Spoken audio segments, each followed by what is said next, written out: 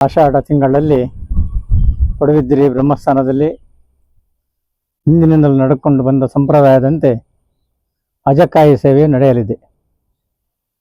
ಆಷಾಢ ತಿಂಗಳು ಇಲ್ಲಿ ಯಾವುದೇ ಧಾರ್ಮಿಕ ಕಾರ್ಯಕ್ರಮಗಳು ನಡೆಯುವುದಿಲ್ಲ.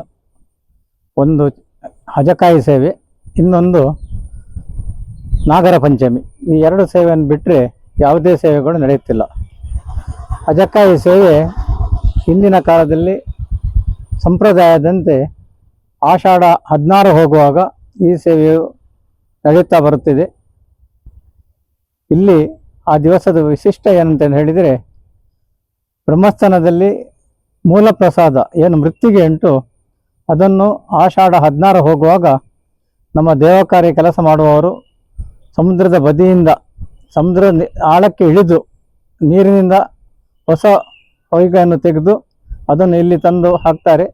ಇಲ್ಲಿ ಅರ್ಚಕರು ಅದನ್ನು ಶುದ್ಧೀಕರಿಸಿ ಬೇಕಾದ ಧಾರ್ಮಿಕ ಕ್ರಿಯೆಗಳನ್ನು ಮಾಡಿ ಅದನ್ನು ಬ್ರಹ್ಮಸ್ಥಾನದ ಕುಂಡದ ಒಳಗೆ ಹಾಕ್ತಾರೆ. ಅದನ್ನೇ ವರ್ಷ ಇಡೀ ಮೂಲ ಪ್ರಸಾದವಾಗಿ ಅದನ್ನು ಬಂದ ಭಕ್ತಾದಿಗಳಿಗೆ ಮತ್ತು ಸೇವೆ ಕೊಟ್ಟ ಭಕ್ತಾದಿಗಳಿಗೆ ಕೊಡುತ್ತೇವೆ. ಆ ದಿವಸ ಸಾಧಾರಣ 10,000ಕ್ಕೂ ಮೇಲೆ ತೆಂಗಿನಕಾಯಿ ಬರುತ್ತದೆ. 3-4 ಸಾವಿರದಷ್ಟು ತೆಂಗಿನಕಾಯಿಗಳನ್ನು ಬ್ರಹ್ಮಸ್ಥಾನದ ಪಾತ್ರೆಗಳು, ಅಜಕಾಯಿ ಕಲ್ಲು ಅಂತ ಒಂದುಂಟು, ಅದರಲ್ಲಿ ಹೊಡೆಯುತ್ತಾರೆ.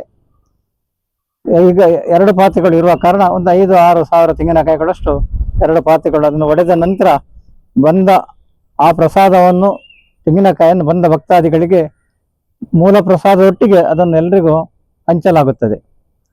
ಈ ವೈಶಿಷ್ಟ್ಯಪೂರ್ಣ ಕಾರ್ಯಕ್ರಮ ಇದು ಆಷಾಢ ತಿಂಗಳ 16ರಂದು ನಡೆಯುತ್ತಾ ಇದೆ.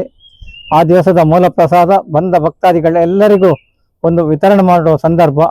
ಹಾಗಾಗಿ ಹೆಚ್ಚಿನ ಸಂಖ್ಯೆಯಲ್ಲಿ ಭಕ್ತಾದಿಗಳು ಬರ್ತಾ ಇದ್ದಾರೆ.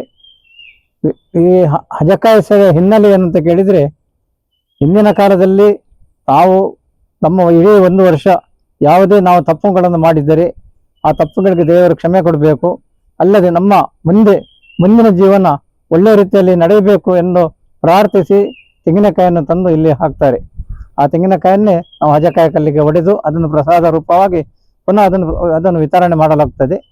ಈ ವೈಶಿಷ್ಟ್ಯಪೂರ್ಣ ಕಾರ್ಯಕ್ರಮಕ್ಕೆ ಸಮಸ್ತರಲ್ಲದೆ ವಿವಿಧ ಸಮುದಾಯಗಳ ಎಲ್ಲ ಭಕ್ತಾದಿಗಳು ಕೂಡ ಇಲ್ಲಿ ಬಂದು ಆ ದಿವಸ ಸೇರ್ತಾರೆ. ತಾವು ಎಲ್ಲರೂ ಆ ದಿವಸ ಹೆಚ್ಚಿನ ಸಂಖ್ಯೆಯಲ್ಲಿ ಬಂದು, ಈ ಸಲ 2ನೇ ತಾರೀಕು ಆದಿತ್ಯವಾರ ಆದ ಕಾರಣ ಎಲ್ಲರಿಗೂ ರಜೆ ಇರುತ್ತದೆ.